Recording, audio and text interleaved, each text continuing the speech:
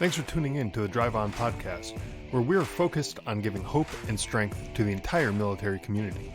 Whether you're a veteran, active duty, guard, reserve, or a family member, this podcast will share inspirational stories and resources that are useful to you. I'm your host, Scott DeLucio, and now let's get on with the show. Hey everyone, welcome back to Drive On. I'm your host, Scott DeLucio, and today my guest is Geoffrey Bowton. Geoffrey is an Army veteran who has transformed his experiences and challenges into powerful works of art. From serving as a sheet metal worker to deploying in Iraq and Afghanistan, Geoffrey discovered his passion for art during his deployments, using it as a means to cope with the stresses of military life. And today we'll explore Geoffrey's journey, his artistic processes, and how his work helps veterans and their families. Geoffrey, welcome to the show. Really glad to have you here. Yeah, thanks for inviting me, Scott. I really appreciate a chance to get out to the world and talk to them about what my art's about. And then, yeah, so happy to be here.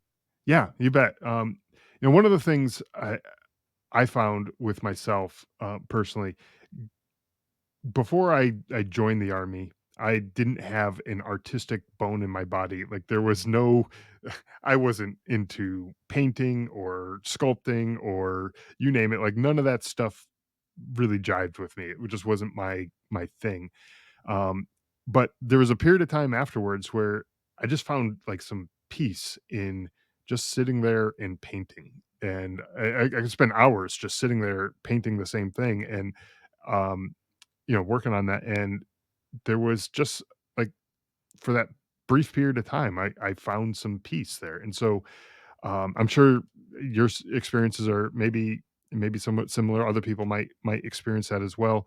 But we'll get more into that, I guess, in a little bit. Let's start kind of take it back a little bit. Start by talking about maybe your journey from, like how you got into the Army, and your experiences in the Army, and we'll take it from there. Yeah, so I think it was 2008 when I enlisted. So I'd spent 15 years in Oregon, Portland, Oregon, as a sheet metal worker, going through an apprenticeship program. I was a apprentice and journeyman. Yeah, so that was a great experience, and then after that was over, just went into different job sites like to Intel's, Ron Acres, Nike campus, Boeing, things like that. So just different commercial construction locations. But yeah, for me, work came slow in 2008 and then the recession hit. And, that's why I decided to join the Army. I had, bills to pay, things to do in life. So it was just important to kind of keep pressing on. But, I was inspired to, join in the time that in that moment, I guess. So for me, that was just a pivotal change from one career kind of stepping into another. Yeah. Yeah, I can imagine a lot of people around that time period, with the recession, jobs are maybe hard to come by. Not things are just not going well in the economy. And hey, we're fighting a couple wars overseas too. We need some people to put that way. There's probably a bunch of people who kind of follow those same steps that you did, right? Now during that time period, like I just mentioned, we're still in Iraq, Afghanistan, Mhm. what was going on. Uh, tell me about. I know you deployed. Tell me about those deployments and maybe how some of those deployments influence some of your transition into the artwork that you do now. Yeah. So I joined the infantry. I went to Iraq and Cuba and kind of in between there in Baghdad, running lots of patrols, doing stuff on the line. Um, so, and also towards the Iranian Iraqi border. Um, Yeah, that was an interesting experience. A lot of vehicle crashes, during the election time. So things were kind of up and down, intermittent in terms of contact, things that we were experiencing. Yeah, and then so after that, we came back, kind of retrofit, spent about a year, and then pushed back out the same battalion I was with into Afghanistan, and shifted over to southern province of Kandahar, RC South. I was on the command group detail as security element for the lieutenant colonel and command sergeant major. So we kind of escort them all around doing shuras and, getting those people to specific locations in our battle space. But there's two extremely different places. I mean, one very urban landscape. This was, out in the kind of an open fields, in the midst of some, kind of valleys around the mountains, where all the marijuana poppy grew. So there was a lot of activity in that area.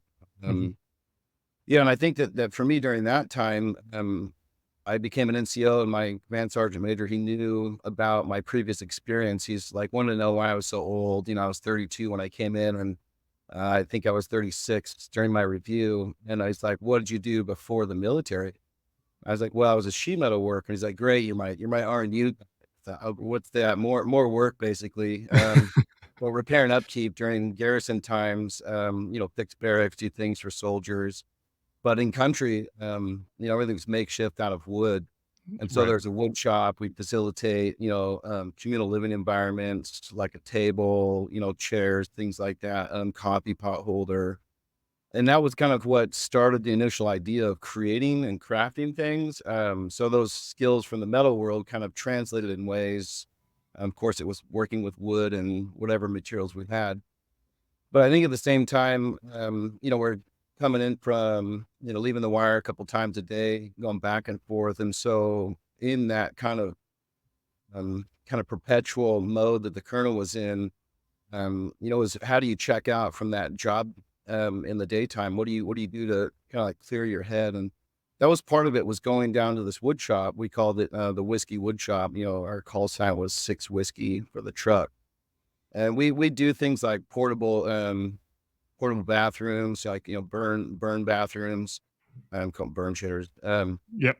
Did stuff to facilitate those cops and things that people didn't have a lot on that hasty setup space. So, we'd bring him in certain things too, like wall locker elements to hang your kid on, like, stuff to put your clothes in.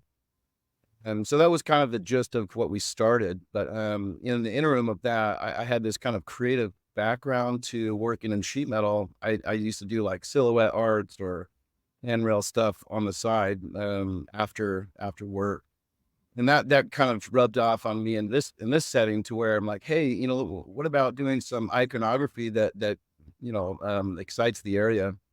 And I decided to take, like, our patch, our second ID patch, and make a large wood panel and paint it and put it on the kind of the halls of the CP. Or, we had a battalion crest that was really important to the sergeant major, and we'd do, like, briefings, or we do the 21 gun salute for KIAs.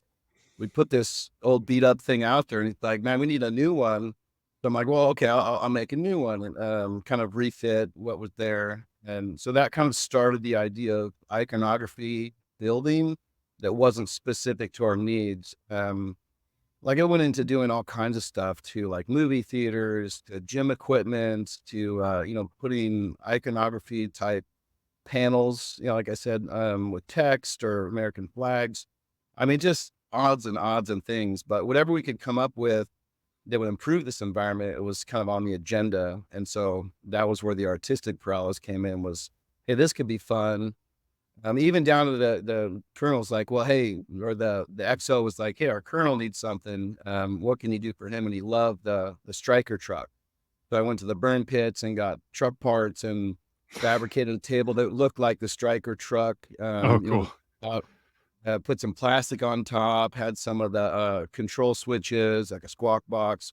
It was like a little mini striker in his office, so when people come and visit and they talk about where they're going, it was definitely a focal point to say, "These are the trucks we use." So, Yeah. it's just kind of this landscape of creativity that would detach me from, the rigors of going out and, getting in, the enemy's backyard and burning their fields, going out with the ANA, doing all these missions. Had to check out. So that was definitely fun to, have a different thing on this moonlighting, I guess you'd call it, on the side.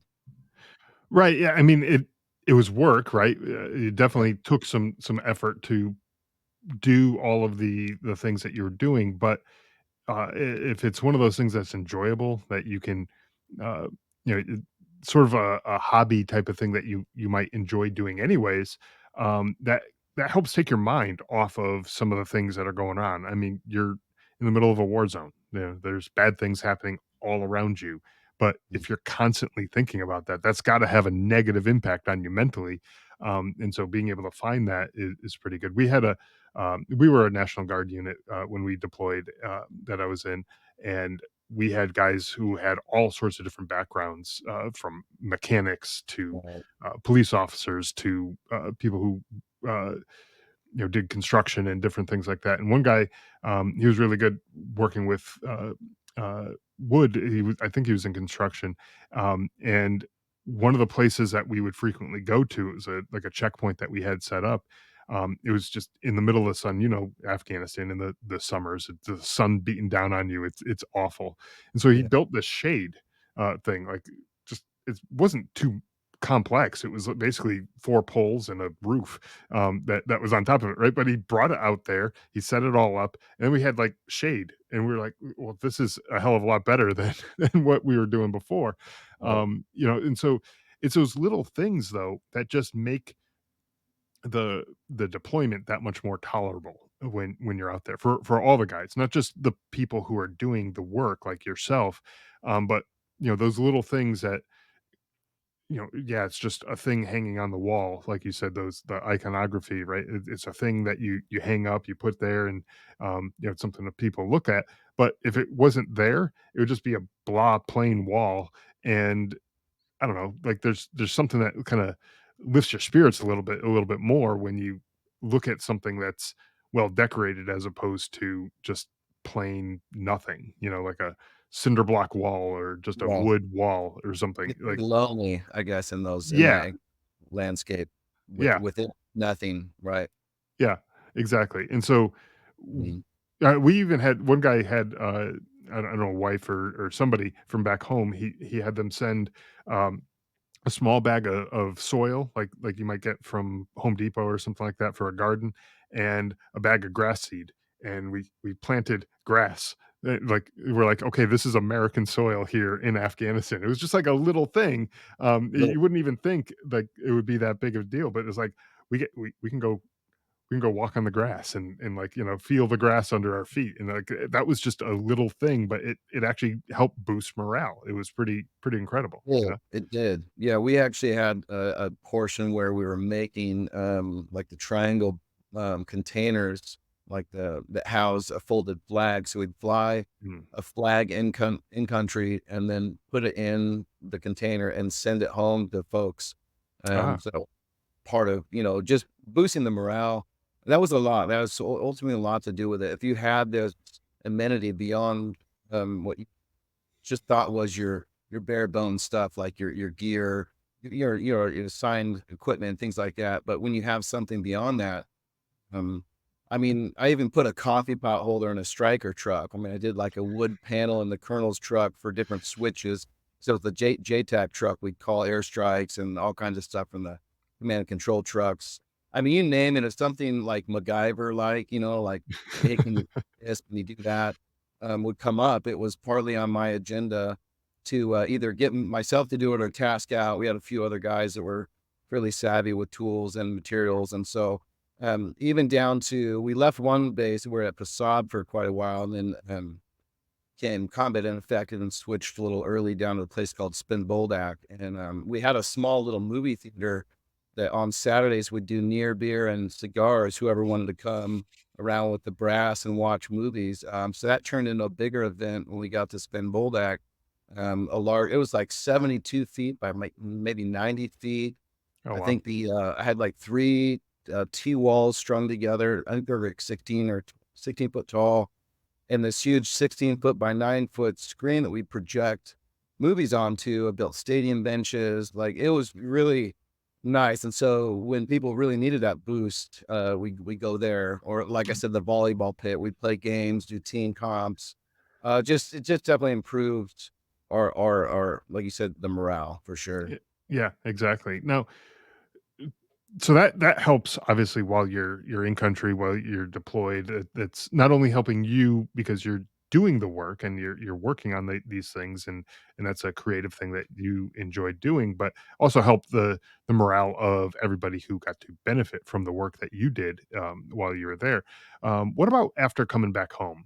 Did you face any challenges during the transition back to civilian life, and did art play a role in any of that? Yeah, so I was pushing 39 and, either getting talked out of like, "Hey, you're" been beat up for a few years now, and either shifting, reclassing.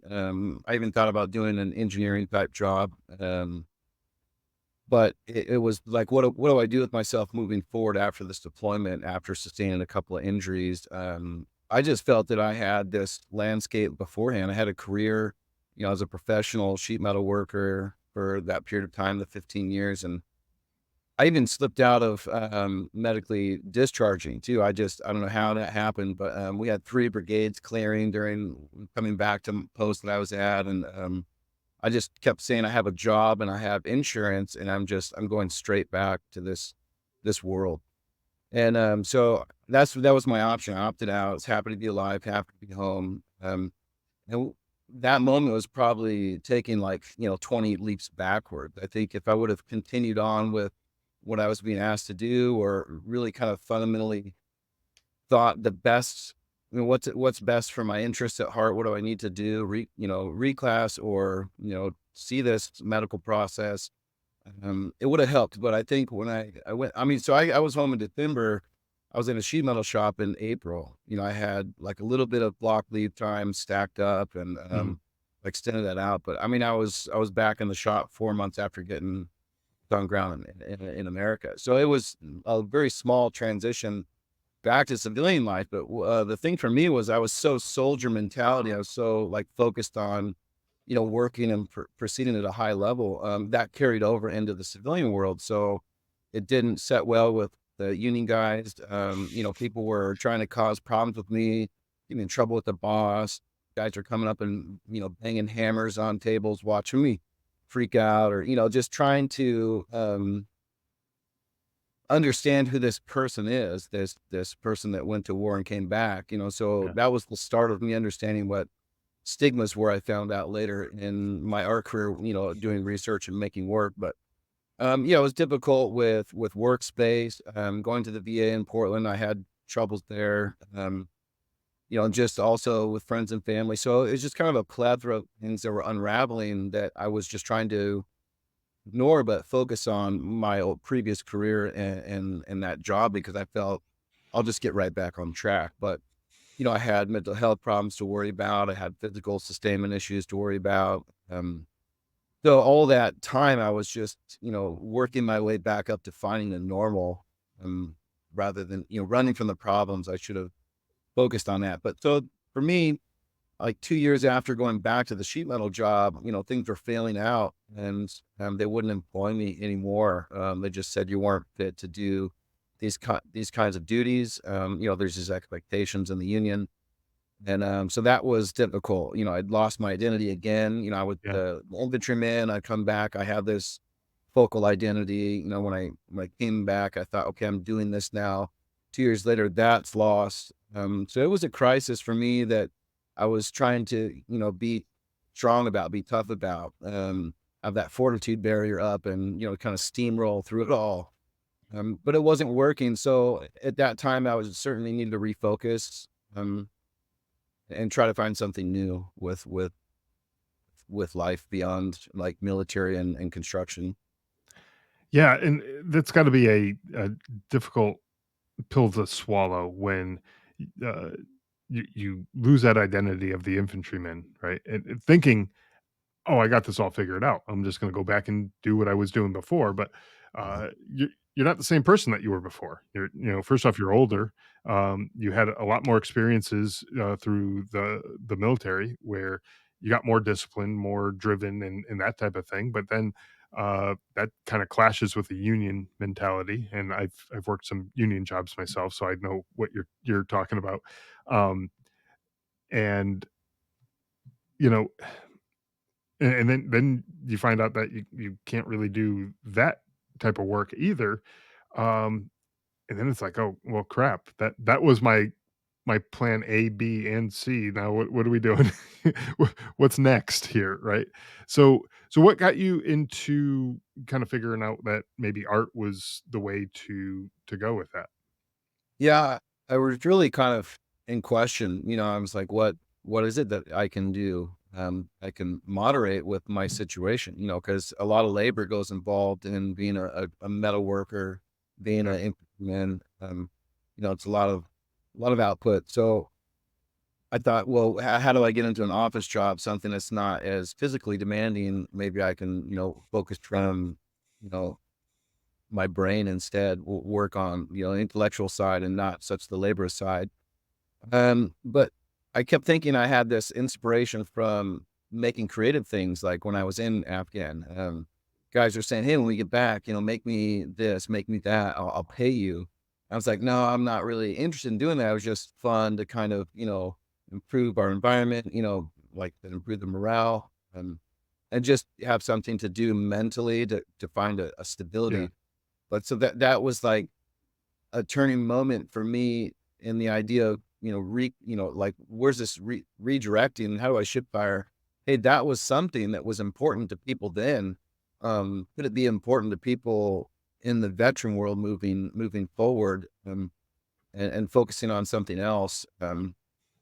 And so I thought, well, I'll just go to art school and see what I can do, because I knew I had trade skills. I knew I had this creative opportunity that those skills came out more. And so I found an art school and enrolled using my, GI benefit, my post 9/11 GI Bill. And, Awesome. that just kind of got me into academia and starting to learn more about, just how to use materials and tools in different ways. Mhm. Yeah, and, back when you were in Afghanistan, you're doing it, like you were saying, kinda passing the time, but also improving morale and that type of thing, and, Yeah. whether it came out, perfect, clean, polished, all that kinda stuff, it was kinda like, well, if it does, great. That's obviously the goal, but if not, it's not the end of the world either. You're not Uh, no one's paying you to do this. It was more of a kind of side project type thing. sure. Yeah. Whereas, now fast forward, and there might be people who are paying you for the artwork that you do, and uh, you want to know that you're doing the best that you can with the tools and resources that are available to you. So learning all of that kind of stuff, learning how to use the different tools, which you may not have even known were available at some points, where now you know them, you know how to use them, and it produces something, obviously much better than you were able to do before. Um, so the work that you do now, tell us about the types of artwork that you do, and the types of pieces that you create. Is it mostly commission based? Are you doing, like, kind of personal projects, or what kind of work is it that you're doing? I guess, what I learned about in art school was, it was really the foundational space of therapy, art therapy for me. Hmm. Teacher would give you a prompt. um, it would say, "We need you to write about something that's important to you, and then make something out of materials that shows the idea of what that is." And so doing kind of 2 things. One, trying to check in with your thoughts and memories and finding contact. But then secondly, reflecting it in the object that you create. Like, was it a painting, a sculpture?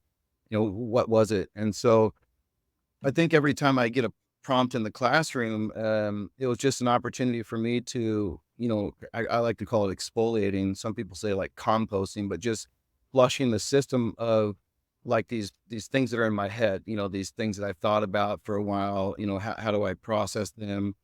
I thought that was a great time to start doing that, is just writing them out and trying to reflect that. And that was a challenge at first. Hmm. Hate trying to put it into words, and try to like glorify this idea of what war is. I'm just trying to process the human experience and what I was like before, during, and after this timeline, this event in my life. And I kept telling myself I felt damaged and I needed to be fixed in ways. And I didn't really know what that was. So for years, I was just, exploring that idea. I think when it came to building a thesis, that's really you start to look internally and understand what you've accomplished over your, art education program, what's speaking to you in this regard, and what's visually making sense to people that are embracing with the art. And so there was a turning point where I was just kind of randomly going from all different types of what you would see in art to a specific sculpting process where I one day I just dumped out my duffel bags and saw this gear and, like the boots and gloves and a helmet or like a notebook I had stuff written down on. But I was interested in making these things come to life and kind of do this transitional phase from they're this used object. It's like this relic to me now. It's a dated piece of equipment in this timeline of the war. Like you look at World War I stuff, it's way different than now. So there was a moment Sure. that I understood that there's something to be said about this 20-year war and the gear we used. Now, how do I depict these stories through this gear? And so for me, it was making the boots and talking about where we walked, putting the gloves on and making these gloves about what I did while with my hand, that kind of thing, like wearing a helmet and getting shot at, like reflecting what that would look like if the round went through it. Or I was also involved with IED training. I was a master trainer for IEDs in our battalion, had to, train the trainer and that kind of thing. And so I'd find bombs throughout the process and not blow myself up, but others were doing that. How do I process these weighted emotions off me? Do I take a helmet and make it exploding outward like a bomb came through me? Or so it was just kind of going through these fractal memory of deployment and trying to recontextualize it through a piece of art. Mm. And that's when it fundamentally really started to put that puzzle back together for me and go, that's right, we did this thing, or reach out and talk to somebody, thank you for this. And do you remember we did that? And so the more you see that conversation grow between your peers, you start to finally find yourself again in these ways. After rabbit holing all these ideas, you get out, you're just, I'm done with service, forget. That's what it was, is digging up all these kinds of memories. And so, right, in the end, now that this work is out there and viewed in the public spaces, like in galleries or museums or where people can engage, that's happening with them as well, where they see a boot that was a service boot and they go, "Oh my gosh, I remember we did these things when I wore those boots going up this hill," or whatever it was. It's Yeah. always situational, but it's that service component that you go, "That's the gloves, that's the helmet, that's the hat I wore." Just allows this access point that's very different from other places you might be familiar with, like a Zoom call, or you go into the group circles and you wait to tell your story and you kind of tell some of it. But I think the excitement about this object that's transition, it's something very unique. It's textural, it's colorful, it's got maybe a gash and some blood drips, or I've manipulated it to look like it has some character to the object. It's not just a old boot. I'm depicting things. That's when people really let that guard down and start talking fundamentally about their experience. Where I've never said this to my mom, my partner, anybody that's close to Right. them. But in the moment, it's with a stranger about, oh my God, this thing happened, and sometimes people break all the way down. So it's a mixed bag, but I think that's the power of this crafting and transitional space that the object goes through. Is it just puts it in a different kind of, reality for someone, like a surreality, like that intangible space to go, oh, and start to discover for themselves what their service was without being forced or pushed. It just presents itself. It's really interesting. Yeah, you're not the first person I've heard who's described it this way. There's another guest I had on the podcast years ago, and she was describing she did like sculpting, like not sculpting, like clay, like pottery. Sorry, that's Sure. the word I was Yeah. looking for. Still, still early for me. Anyways, no, but she was doing that type of work, and she was creating pieces that, just like you said, it was starting a conversation. She maybe wasn't really all that comfortable with starting the conversation on her own, even with a therapist or things like that. But her work would end up in, art galleries and that type of thing, and people would come by and they'd start talking about it, and maybe they were sharing their experiences of what they went through, that type of thing.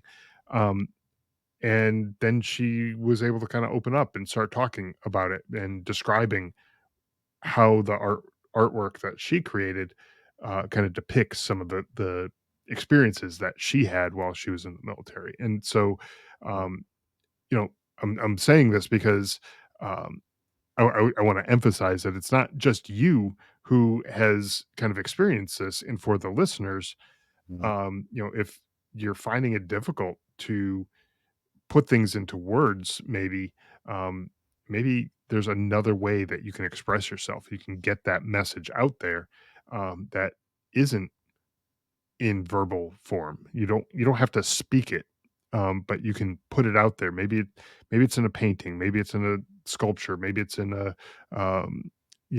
pottery, maybe it's in something, some other form of artwork that lets you get that message out there. And I gotta imagine it's like getting a weight off your chest, right? Like Yeah. where you have all these things trapped inside, but then you're able to get it out there into the world, and it's like now it's out there. It's not on my chest anymore. It's out there, right? Yeah. Yeah, I think that's what art really is in its community space as a whole. Like that's what I learned in going to school is you're certainly sharing something and having an opinion about something as you create, manifest this idea and this object or what it is Yeah, that you're doing. Um, Now that's what's interesting about military is we're trained and we're talked to about keeping those things to yourself, being stronger than the moment. You're only as strong as your weakest link. Like those things are kind of embedded where you have this fortitude barrier around you when serving, and that's very necessary because of what you're asked to do, the things you're associated with. You have to have a strong persona about yourself when carrying out the duties. There's just no other way around it. I think when you disconnect from that and become this, civilian again, becoming a veteran, there's a lot of things you wanna talk about, you wanna get off your chest, so to speak, and just, discuss, but how do you go about doing that? And that's what I found through art was allowing me to do that. I wasn't intending to do it, I wasn't trying to do it, I just knew that these kind of link themselves together as if they're necessary to where even if it was just for a brief moment, I had a chance to, okay, process, put that puzzle back together, recall myself, kind of reconnect with that identity. Can I yeah, bring parts of those with me to the next venture that I'm on? What can I leave behind? What can I take with me? But without dissecting that, how do I know how to do that? Bottle it, rattle hole, or rabbit hole those things. That's the interesting part about art it creates a conversation whether you like it or not, it is, whether it's about your material, your experience, just this foundational space that does that, and so I think you put the idea of, healing and therapies into the military mindset of, like, is a way to process, um, it can lend people a new discovery about themselves, to be honest, yeah. And they may even discover, like someone like myself who I didn't have an artistic bone in my body, pre-military, right? And then I had talked to somebody who was telling me how painting was the thing that he found to uh, kind of help, just like you described, help process things and help, kind of figure out some stuff that was going on with him, and that was his form of therapy. The artwork that yeah, he created, and so I was like, well, I don't know. Why not give it a try? Why, like, if I go and draw something, even if it was just sketching something, a pencil and a paper, what have I lost? I haven't really lost anything other than a piece of paper. Like that's a small price to pay, I think, to figure yeah, out like, is this going to work for me? And I found like after a little while, like at first I was like just kind of fumbling through stick figure kind of things, like nothing special, right? But then I was like, okay, let me give it an actual try and try to, you know, actually create something that looks good and I can actually be proud of, and I'm not going to want to just throw away. And let me give it an effort. And I found that like I kind of like after a little while, I kind of just got it, and it was working for me. I'm not saying that everybody is going to be this way, but for me, had I never tried it, I never would have figured this out. That I actually do have some artistic bones in my body. Maybe not, I'm not perfect. I'm not saying that my artwork's great and it's gonna sell for millions of dollars when I'm long gone, like that's not the type of stuff that I'm making. But, Right.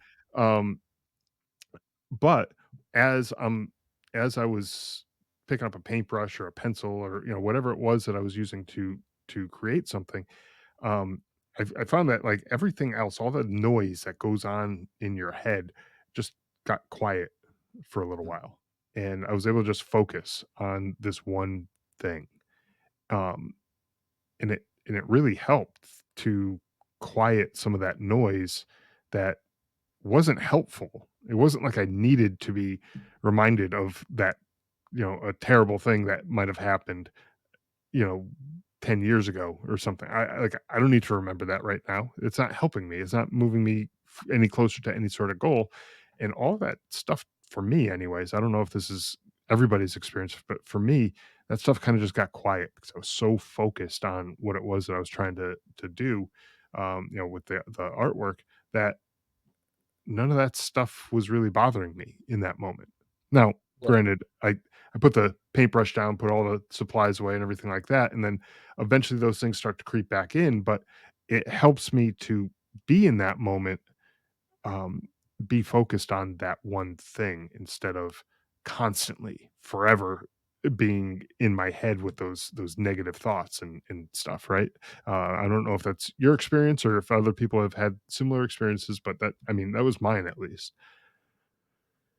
Yeah, I think it's certainly a hyper-focused place where I'm Yeah, at and creating, I'm working with glass I'm using to create these sculptures, it's a casting process, and it's not a solid glass object, they're hollow vessels, and they're made with small, tiny shards of glass, and so it's a very hyper-focused task in the idea of these little glass particles can move or fall around. So you want to specifically put them in a certain way to depict the color, and create this object by layering and stacking. So for me, it's very important, and it keeps me in tune. And so that's when my thoughts will go into other places. Once I'm in that hyper focused place, I'll start to process other things because it's just a task and purpose in front of me, and kind of doing these things over and over. It allows me to go beyond the barriers of what the mental blocks are, and get into this kind of like dreamlike state of mind of just going further down this conversation with myself about what it is that I'm talking about. I was doing some work where I was having a doctor's model as a brain exposing the condition of post traumatic stress and what that looks like, or depicting the idea of suicide and what's the rawness of that look like. I orientated a hand holding a service M9 service pistol, pointed at a brain, discussing the narrative of suicide and just the numbers of suicide in relation to combat deaths over the 20-year war. It's like a 4-to-1 ratio yeah, of like over 30,000 to 7,057. And so for me, I'm just thinking of the people that I'd known and lost during service, and then even after service in the veteran world. Um, you know, those were very difficult moments, like thinking about that's actually what one of my friends did. They took that moment and ended their life. So it became such a hardship time to think through that. I'd have to get up and leave the studio just kind of in tears, going, "I can't believe this person's gone now. I can't believe this happened last year." Or just a plethora. But it was necessary for me to kind of have a grounding space to think that this is the reality. How do you show this in these contemporary spaces? I'm sharing my work, that it's a rawness and reality that we as veteran or we as service members are going through, like silent epidemic. So that's just one kind of area that I've delved into beyond just the object making. How can I pursue the larger conversation about like suicide or stigmas, depression and all those kinds of feelings that we have on reserve. This art just is this pedestal idea that's in front of you to talk about. So there's not a real roadblock in front of that. It's like access to this space. And so that's ultimately why I continue to make work is people that come into these areas and engage with these kinds of narratives.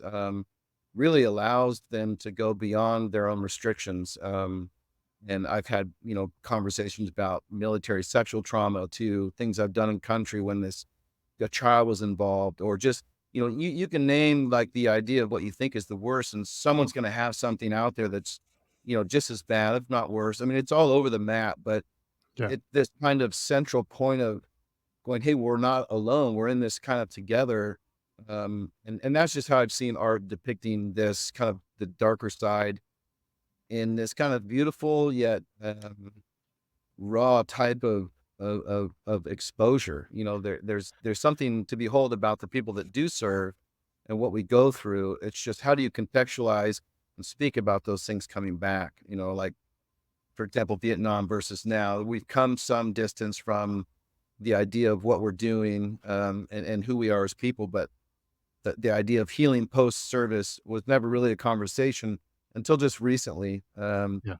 And seeing a lot more of these art kind of adventures out there for veterans in all different ways. So it's not just kind of this singular thing that I'm talking about. Other institutions are out there, nonprofits, kind of raising the idea of, getting veterans in a room, doing stuff as a group, and just, kind of sharing those stories in the moment.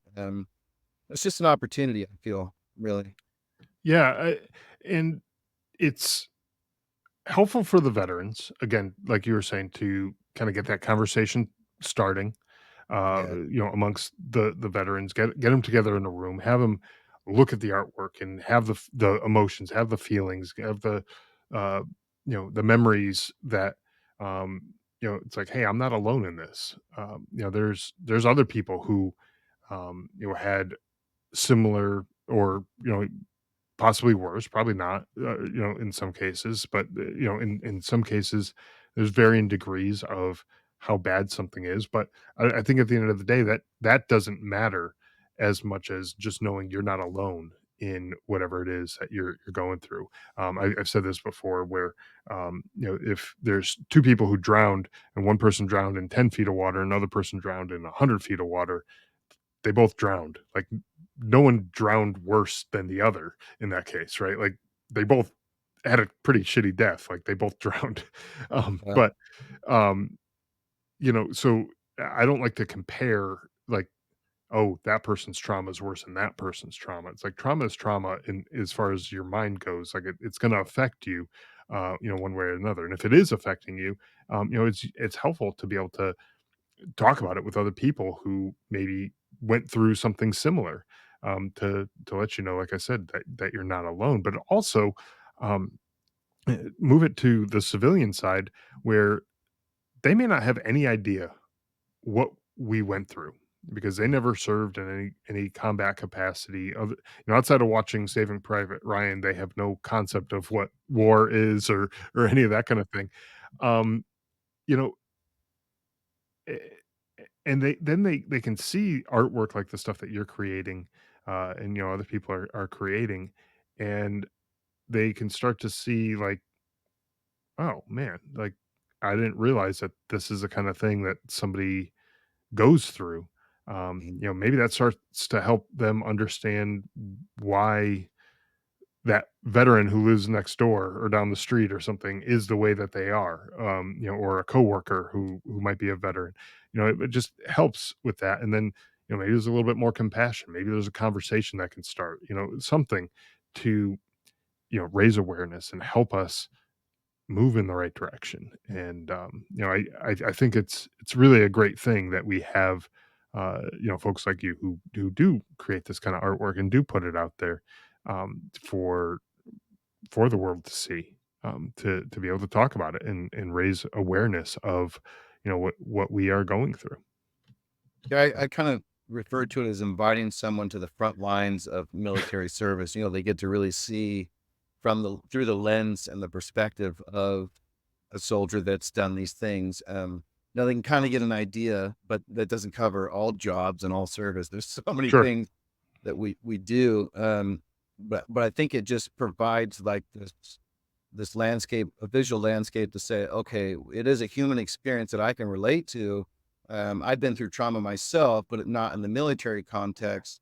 Now I went through a car wreck and some people died. This person went through a vehicle crash and a rollover and those people died. They're very similar situations, but in the idea of sharing that with each other, it doesn't always necessarily make sense. But when what I've noticed through the art is it's just the idea that humans experience the same sets of emotions in all different ways. So that it's just another lens to provide opportunity of what someone is going through and what they've done to correct themselves, heal, to get beyond those difficulties. And that has a lot to do with it, knowing that you're not alone in these ways. Yeah, it's a very unique thing that happens, I feel. So the more that people have this chance to expose themselves to military related art, which doesn't seem too common unless you go to like a military museum or you see a museum that has things that are, arranged in this format. Not really a common thread that people go, I'm going to go do this as a profession and make work about tragedies to then, have a career in life. It was never intentional. Sure. Uh, but it's becoming something necessary. I feel like the galleries, museums, that I do show work in, that's the idea. This conversation is growing beyond, what surface level it was. Like, hey, there's more to this that we can share with others. So I just feel, that kind of a grassroots place, post 20-year war. And like I said, there's more organizations, there's groups that get people together to do things in the art spaces. So we'll see. I mean, perhaps this, at least what's happening now, sets up in the future more ideas for better conversation. And this is perhaps what we're going through now in comparison to previous wars and how we were treated as personnel coming out of the service. So it's only in my hope that we can just better ourselves for the next man up mentality, or the leave it better than you found it for the next person showing up.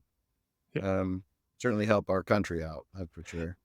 Yeah, absolutely. And even if you just look at the way that folks were treated back in, the Vietnam time frame where they were coming home and they were getting spit on, they were getting called all sorts of crazy names, and they were treated pretty terribly when they came home, and it's awful and it's unforgivable. Like you shouldn't treat folks that way, just in general. Like you don't treat people that way, but especially someone who risks their life to serve their country. You definitely don't do that, right? But stuff like what you're doing, artwork, other outreach programs, and things like that that are getting the word out to the community that hey, this is some of the stuff that people went through. This is why, you know, we want to support the veterans and give back to them because there are problems that they are going through, and we need to help them with those. And so, just raising that awareness, I think, is huge, inside and outside of the military community. I think it's a huge thing, and like you said, it's going to help all of us, in society, not just all of us in the military and veteran communities. It's going to be helpful throughout the um, uh, the society, really. Mm. Before we wrap up, I know you probably have some places that people can go to check out your artwork if they want to, Yeah. take a look at it and see the type of stuff that you do. Where can people go to find out more about the work that you do? So right now I'm at a place called Penland School of Craft. I'm doing a 3-year residency. I'm just here now in the first, now my fourth month, I believe.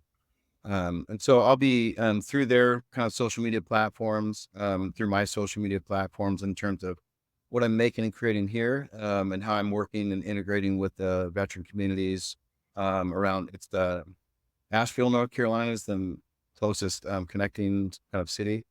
And so I just recently returned from the Walter Reed Hospital in DC, the National Military Medical Center. And I have some work up in the NICO area, the National Intrepid Center of Excellence. It's where all the TBI and PTSD patients go for art therapy, transitional. Well, actually, they're active duties, so they're going in for like transitional recovery. So bad TBI injury, they're going through different stages of therapies through this kind of program that they have set up. But and then I have some work at the Fort Wayne Museum of Art. It'll be exhibiting there in the fall. And so there's a piece about that kind of what we are talking about earlier about the things that happen to soldiers, or in my case, soldiers. Um, and then the work about at the hospitals about stigmas. I used a Army Extreme Cold Weather mask and a Army Combat Top to depict the figure. And so it's kind of loaded. I had 22 spikes on the head referencing suicide, some other kind of evocative things and depicting the pain or that kind of thing. But just going into further detail about what it is that people endure, like the stigmas, like they're being cast out and called something and they don't know what it is. How do they understand what that looks like? Yeah, I think that just kind of the more I focus on the importance of being understood, that's just kind of what generates the work. And so I share work out of a place or show work in a gallery called Habitat or Habitat Galleries in Detroit. I've been showing work there for the last 50 years during the studio glass boom from the 70s till now. So they've had all kinds of famous artists from Dale Chihuly. I don't know if you've heard of him. Josh Simpson. There's a lot of like icons in the world of contemporary art that is shown there. So I've been with them for a couple of years. And then just trying to find new locations, new hospitals, new museums to share kind of the larger conversation about just military service and what that looked like through the glass medium. Yeah, and I know the VA hospital near me where I go, there's plenty of artwork, that is, I'm just assuming it's done by veterans, but, that it probably serves a similar purpose to what we were just talking about. I think that's maybe the reason why some of those artists put the artwork in there. Um, but also, if you think about it, if just like in Afghanistan, when you were creating those pieces, that some of them ended up on the wall, or they were decorations, or things like that around the base that you're on. It brightened up the place a bit. It made it a little bit more. Or, sorry, a little less depressing to be there. Can you imagine just going into a VA hospital with just plain walls, no artwork, no nothing, and you, if you're going into the VA hospital, you're not exactly in probably the best place to begin with, going into one of these places. So, you see it kind of livened up a bit, whether it's pictures or sculptures or whatever, it helps liven up the place, and maybe it's just that little bit that helps you, through the day. So those things are great, and I think the places that you're showing them, are also great. So, before we wrap up this episode, though, I love to end episodes with just a little bit of humor. Um, Sometimes the topics are a little heavy, and I want to try to end it with a little bit of humor. Whenever I have another veteran on the show, I like to do a segment called "Is It Service Connected?" All right. And Right. that usually gets a laugh out of the veterans that I have. So think of it kind of like America's Funniest Home Videos, where we watch a short Yeah. video of someone doing something stupid, and then we kind of laugh at them, as I think only veterans can do, and service members, and we go from there. So I'm gonna share my screen with you so you can see what I'm looking at here. And right now, for the audio only listeners, it looks like I'm going to try to describe it as best I can. This is a relatively short video, so it's not going to be a whole lot of description going on. If you want to see it, go check it out on YouTube or wherever else we have the video portion of it. But looks like there's an open window. Looks like some training facility. I'm not sure exactly what kind of training facility. Obviously, the camera view that we're looking at is trained on it. Otherwise, we wouldn't be seeing it. There's another guy off on the side. He's recording it too. So something stupid is about to happen. If you got multiple people sitting there with their cameras out, recording, something is definitely about to happen. So let's take a look. Looks like a guy's jumping out of the window and he falls, and not I don't know what he has wrapped around his arm. It's like some black uh padding or something, and he jumps out the window and just like lands on his shoulder, not his feet. I don't know like who taught him how to jump through a window, but that is not how you do it. So that was not good for that guy. If anything, he might have some shoulder injuries from how he landed or something like It that. almost Maybe looks like they did like a aid mock-up, like, this patient's got their arm broken, they put the splint on, maybe they're training, and decides to jump out the he, window on he, the bended he broken arm. yeah, he jumped out the window and landed on the arm that was all like bandaged up or whatever. Like Mhm. I don't know that maybe it was actually bandaged or something. I don't know. Like maybe that was it. Actually, kind of looking at the screenshot of the video, and it looks rather thick for something like that. It might even be, you ever see like the dog like Oh, uh, right, yeah, yeah. canine training and stuff, and they have those big padded things on their arm. It might be something like that. He's coming from the dog out of the other room, maybe. He's trying to get away from the dog. He's like, Avoid "Screw that, I don't dog. want this dog biting me." Definitely service connected if that's the case. If he's leaving a threat and he falls out and busts his arm, right? Oh, yeah, for sure. I mean, he was definitely in uniform. Everyone else seems like they are too around this area.